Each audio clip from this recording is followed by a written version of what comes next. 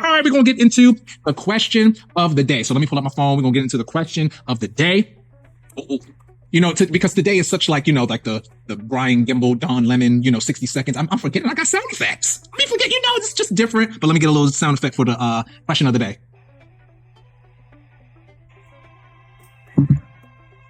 Today's question of the day is, how does art and performance relate to politics?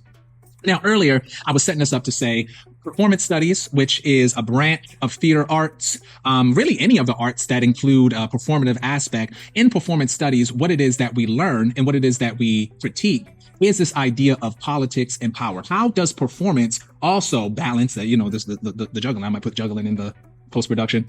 Performance, power, and politics.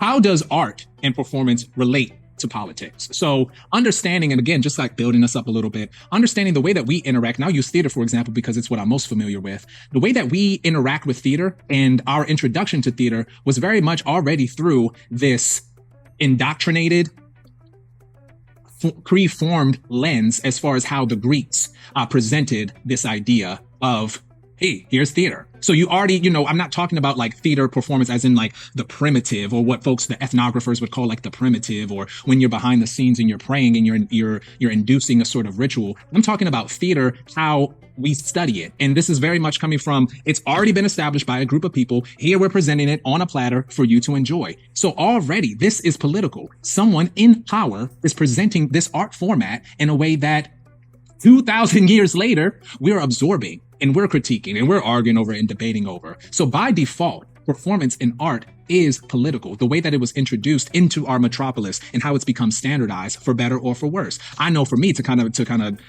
center myself in the experience, I learned about theater listening to the radio, something that's governed, something that I believe the FCC, something that's already commissioned. There's a Radio Broadcast Commission, RBC. I'm gonna check my sources on that as well. Something that's regulated already. And again, this is coming from someone who's in control of what gets streamed, what is acceptable, what is not acceptable. I also want to say what is accessible. So again, just building that up as well. Performance, art, politics, they all tie into play. Now, that's not to say like, oh, let me make my art political. No, I'm not saying that. It's just by default, because we're all participating in society. We're all participating in the metropolis. So by default, what you create, your art is going to be a reflection of the systems and the times that we're in. So speaking of, I find myself, I'm talking a lot today. I'm going to make a great journalist one day.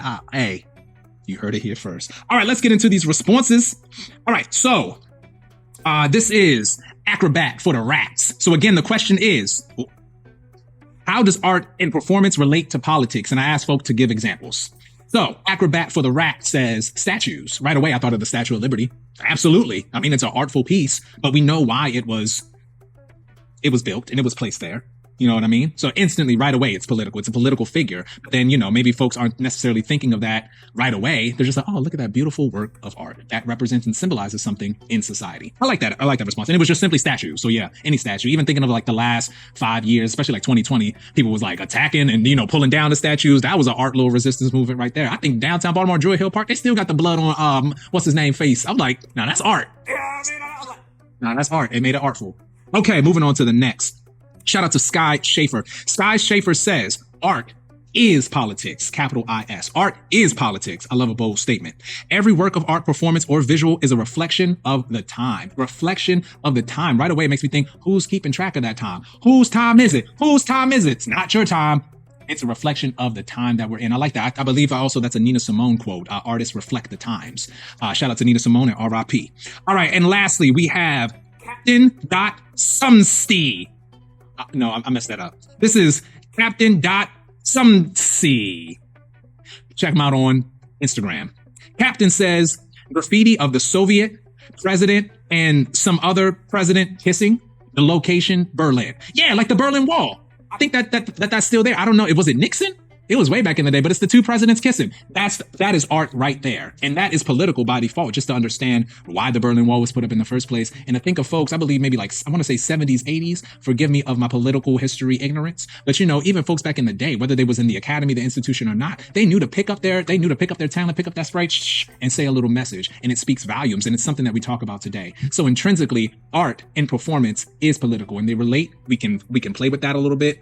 We'll get into that another time, but we're going to keep rolling. That is the question of the day.